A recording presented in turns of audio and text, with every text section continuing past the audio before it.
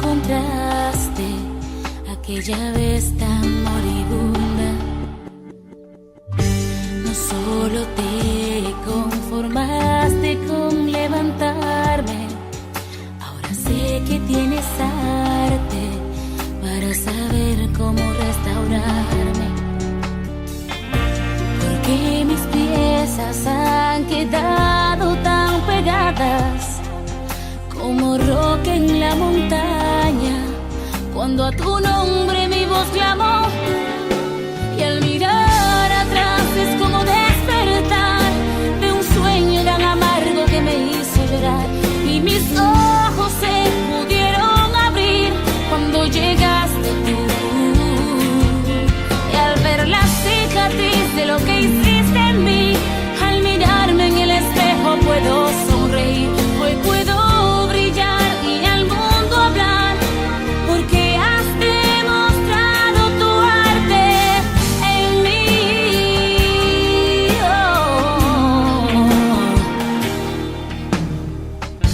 No te bastó con morir y dar tu vida, además resucitaste, como dijiste, al tercer día.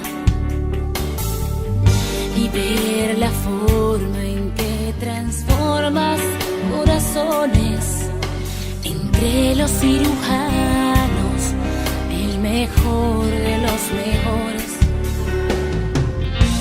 En ti encuentras sanidad en la alma herida, el perdido encuentra vida al tu nombre pronunciar. Y al mirar atrás es como despertar de un sueño tan amargo que me hizo llorar. Y mis ojos se pudieron abrir cuando llegaste tú.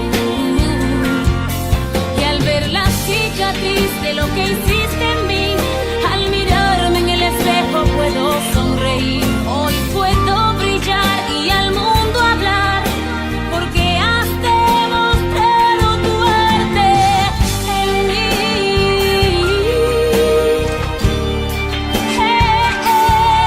En vez de odio, amor, en vez de enojo, perdón, en vez de amargura, sonrisa, en vez de muerte, vida, en vez de señalarme, amarme, enseñaste. Todo eso es arte, todo eso es arte.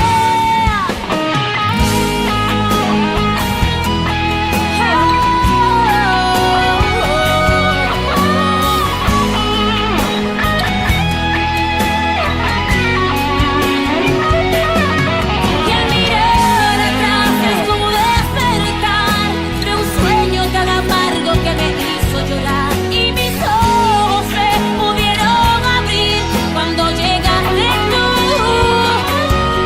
Y al ver la cicatriz de lo que hiciste en mí, al mirarme en el espejo puedo sonreír. Hoy puedo brillar y al mundo hablar, porque has demostrado tu arte en mí.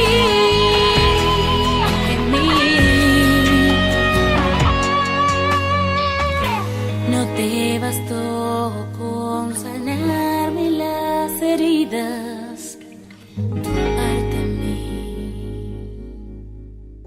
Muy buenas tardes, amigos y hermanos. Reciban un abrazo de parte de su amigo Pastor Milton Vidal desde Quito, Ecuador. Qué bendición estar nuevamente aquí con ustedes para compartir nuestro segmento de el devocional de esta semana. Espero que haya tenido una excelente semana y que hoy, viernes, fin de semana, esté presto para darle fin con la bendición de Papito Dios. Hoy vamos a hablar de un tema que es muy importante, yo creo, en la iglesia, que debemos de conocerlo, debemos de saberlo. A veces cuando leemos versículos, por ejemplo, como 1 Timoteo 5:22, mucha gente pregunta y dice, bueno, ¿a qué se refiere? Dice, no impongas con ligereza las manos a ninguno, ni participes en pecados ajenos, consérvate puro. Vamos a hablar de la imposición de manos. Yo le decía, cuando leemos este versículo, sobre todo yo he tenido muchas preguntas y bueno, ¿por qué dice no impongas con ligereza las manos? Hay gente que dice, entonces yo por eso no pongo, me contamino, me ensucio, se me pasa los demonios, bueno, algo así, el pecado de la otra persona. Pero vamos a ver primeramente qué es la imposición de las manos en la Biblia. La imposición de las manos en la Biblia se usaba para transmitir, o se usa para transmitir en sí. Digamos, por decirle como un ejemplo, cuando la mamá ve a su hijo o a su hijita pequeño con fiebre, ¿qué hace? Le pone la mano en la frente, le está transmitiendo seguridad, confianza, paz. Entonces cuando usted se encuentra con alguien, le cuenta sus problemas, lo toca y eso le transmite algo, le está diciendo estoy contigo, voy a orar por ti, tranquilo. Entonces la imposición de manos es exactamente eso, es la transmisión de algo. Se utiliza para transmitir bendición, puede ser sanidad, puede ser paz, cualquier tipo de bendición, para transmitir autoridad, para transmitir sabiduría, para transmitir el Espíritu Santo, para transmitir algún don espiritual o algún ministerio espiritual. Entonces, les repito, la imposición de manos en la Biblia se utiliza para transmitir algo, para transmitir bendición, para transmitir autoridad, para transmitir sabiduría, para transmitir el Espíritu Santo, algún don espiritual o algún ministerio. Bueno, pero también se usa en la Biblia para comisionar. Entonces, cuando alguien ha sido llamado en el ministerio, entonces, ¿qué hacemos? Las personas, el presbiterio, los líderes de la iglesia, el pastor, ¿qué hacen? Lo comisionan y para eso le imponen las manos. Ya lo vamos a ver en la Biblia después, como lo hacían en el Nuevo Testamento y en el Antiguo Testamento. Entonces, para comisionar, y por eso dice, no impongas con ligereza, porque estás comisionando a alguien. Tienes que estar convencido de que esta persona tiene un llamamiento de Dios, que no es porque a mí se me ocurre, no es porque al pastor se le ocurre, no es porque nos cae bien, no es porque diezma bastante, sino es porque Dios lo llamó, porque Dios lo apartó, y ahora nosotros como presbiterio, como pastores, ancianos, estamos que comisionando lo que Dios ya le encargó a él. Bueno, también para apartar, entonces para transmitir algo ya vimos que para comisionar, para apartar. Entonces una persona, bueno, dice, recordemos y lo vamos a ver ya mismo, cuando el Espíritu Santo, ellos están ayunando, dice apártame. Entonces apártame para consagrar a alguien para el servicio exclusivo de Dios, o para consagrar algo. Ponemos las manos sobre un instrumento, sobre algo, esto es consagrado y apartado para el servicio exclusivo de Dios, y es santo y tiene que ser santo, amén, gloria a Dios, para respaldar o dar autoridad. Entonces, sí, entonces nuevamente, por eso no pongas con ligereza las manos. Entonces, porque ¿cómo sabes que estás apartando? ¿Tienes seguridad de lo que estás apartando?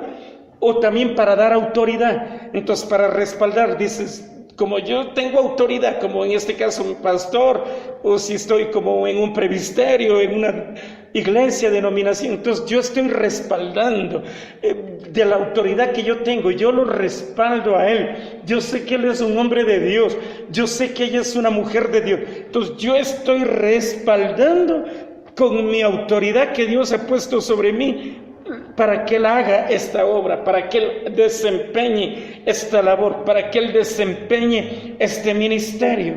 Pero también se usa en la Biblia la imposición de manos, o se utiliza para equipar. Entonces, porque hay una impartición, obviamente, y ahora vamos a ver con la Escritura viene, y esa impartición trae un equipamiento al hombre, a la mujer, a la familia o a las personas que han sido apartadas, designadas, respaldadas, comisionadas entonces para hacer algo.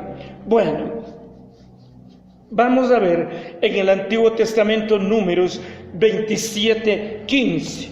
Dice así la palabra de Dios. Números 27:15. Entonces respondió Moisés a Jehová diciendo: ponga Jehová, Dios de los espíritus, de toda carne, un varón sobre la congregación, que salga delante de ellos y que entre delante de ellos, que los saque y los introduzca, para que la congregación de Jehová no sea como ovejas sin pastor. Entonces, vamos a hacer ahí un paréntesis, porque yo creo que todo cristiano, escúcheme bien, todo nacido de nuevo, todo hijo de Dios, todo hombre y mujer que ha sido sacado del reino de las tinieblas y trasladado al reino de Jesucristo, somos la iglesia de Jesús. Y la iglesia a nivel general somos todos los nacidos de nuevo, a nivel universal. Pero hay una iglesia local en cada país o nacional, y en la ciudad, en el pueblo donde estás, hay una iglesia local. Y tú debes pertenecer a una iglesia local donde estás. Debes de tener un pastor, un hombre de Dios que pastoree, que apaciente tu alma, tu vida con la palabra, con el Espíritu de Dios, a la manera de Dios. Y si no lo tienes, pues andas, como dice aquí, errante, como ovejas sin pastor. Y eso no está correcto, eso no está bien. La Biblia dice, Dios es su palabra, y les daré pastores que los apacienten con ciencia y conforme a mi corazón. Entonces, solo como un paréntesis que quiero dejarte ahí claro. Si no lo tienes, pues ora y pídele a Dios que te dé uno, que te ponga en un lugar, en un sitio.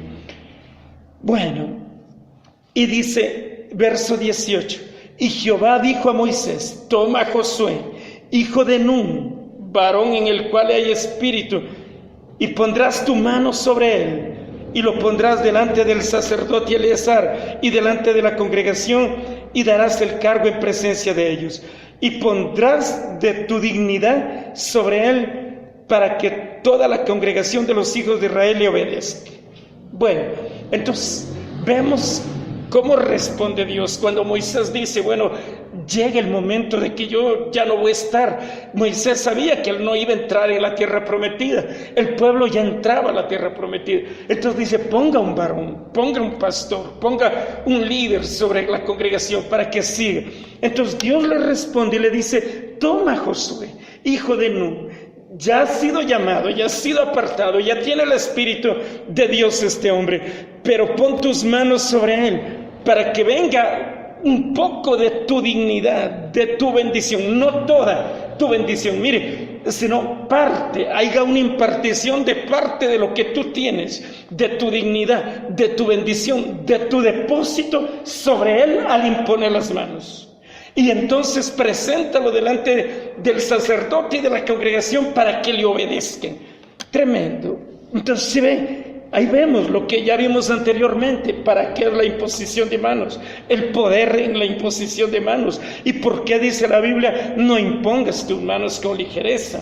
Bueno, y vamos a ver en Deuteronomio 34, ¿qué pasó cuando Moisés impuso las manos sobre Josué? Deuteronomio 34, dice así la palabra de Dios. Deuteronomio 34, verso 9, dice así Dios en su palabra. Y Josué, hijo de Nun, fue lleno del espíritu de sabiduría, porque Moisés había puesto sus manos sobre él. Y los hijos de Israel le obedecieron e hicieron como Jehová mandó a Moisés. Entonces, ¿qué pasó cuando Moisés puso las manos? Josué fue lleno del espíritu de sabiduría.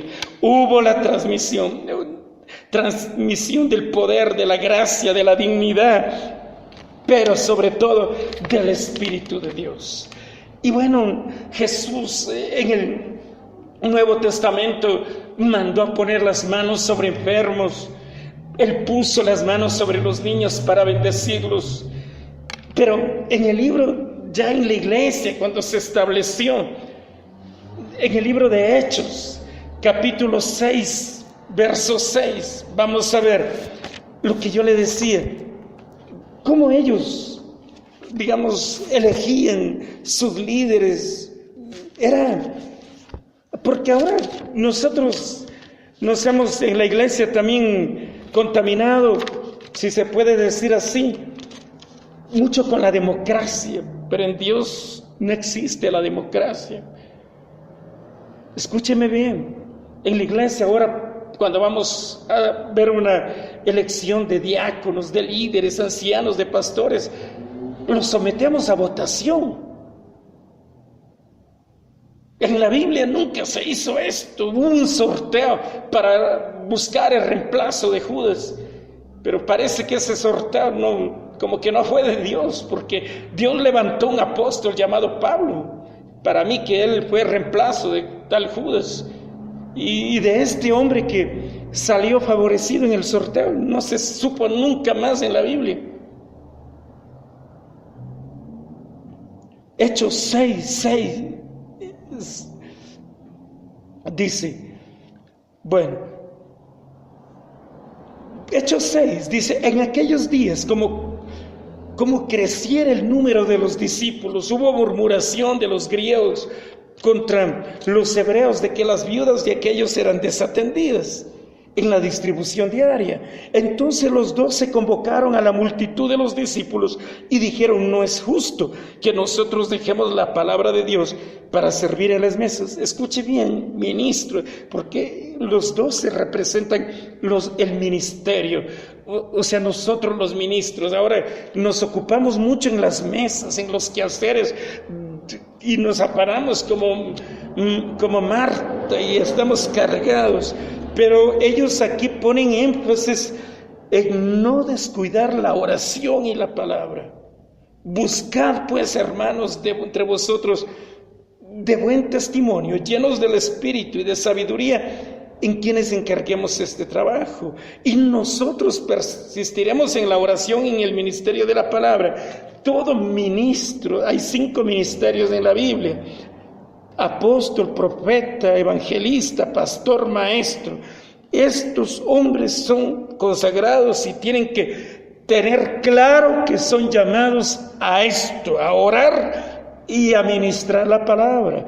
Para esto tienen que estar ligados y apegados a Dios. Y de ahí dice que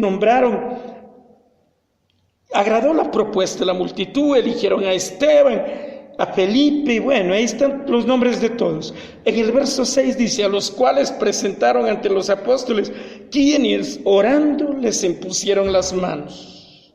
Entonces ya oraron, pidieron a Dios, vieron el testimonio de ellos, y ellos no fueron llamados para ministrar la palabra, para ministrar, se puede decir, en lo espiritual, sino más bien en la administración y en la repartición. Pero sin embargo habían requisitos de ser llenos del Espíritu, de tener buen testimonio, de tener sabiduría. Mucho ojo con esto. Y de ahí les impusieron las manos, los delegaron, les dieron autoridad. Y recordemos que de ahí salió uno que fue evangelista, Felipe. Él dijo, sí, de pronto comienzas en la iglesia sirviendo, limpiando, y Dios te capacita y te da la sabiduría cuando te sometes, y es el trampolín o el salto que vas a dar para el llamamiento ministerial que Dios te ha hecho. Pero aquí lo que quiero, y ponemos énfasis nuevamente, es ahí se ponen las manos, ahí está la imposición de manos, transfiriendo, delegando, dando. Y por eso dice la Biblia, no impongas tus manos con ligereza. Hechos 13:3.